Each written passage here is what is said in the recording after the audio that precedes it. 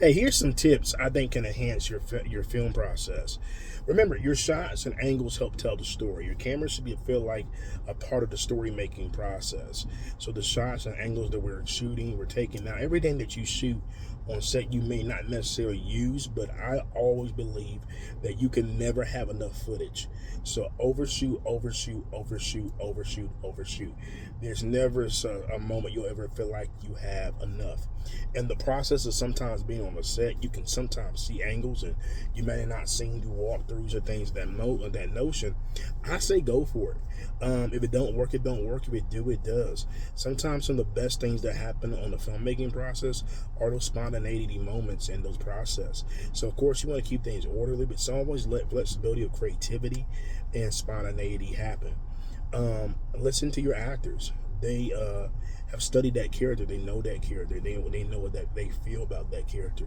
So always allow them wings to expand and to grow. And as you guys are collaborating and creating, sometimes there's things that can spawn in scenes that really hit those things home.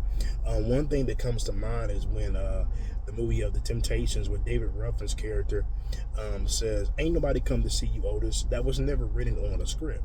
That was something that was in the moment that the actor said, and the director was like, "Yo, do that again." Sometimes you have those moments, and so being a director, you have to allow the liberty of creativity in the set. It comes off better, and a lot of times in those creative moments, magic is made.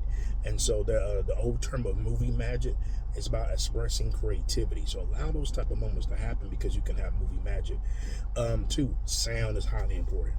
You want to make sure your audio is good. I always suggest Rode mics right now are probably some of the better mics to use. Condenser mics if you're going to do studio recording. If you got 3 or 4 ways to record audio live, then more power to you.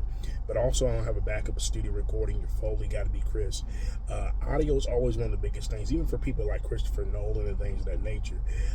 They work on the audio to almost at the very last minute. Audio is always a hard thing to work on. If you're doing for cameras, always want to have multiple different lenses. For our control movie, our primary lens that we use was a 50 millimeter, and our 18 through 55 zoom lens was the kind of the thing. Now, I would say the 50 was a great prime lens. It was great for some of the close-up shots. We got a lot of cool close-up shots, but I think we didn't get enough variety of shots, and a lot of that was because we had to push back. So you want to just make sure you get as much variety as you can. Also, roll the punches. Things can happen on set that you can't plan. Don't allow those things to be frustrating. Try to always take a negative and make it a positive, and see how you can capitalize on what you may be dealing with.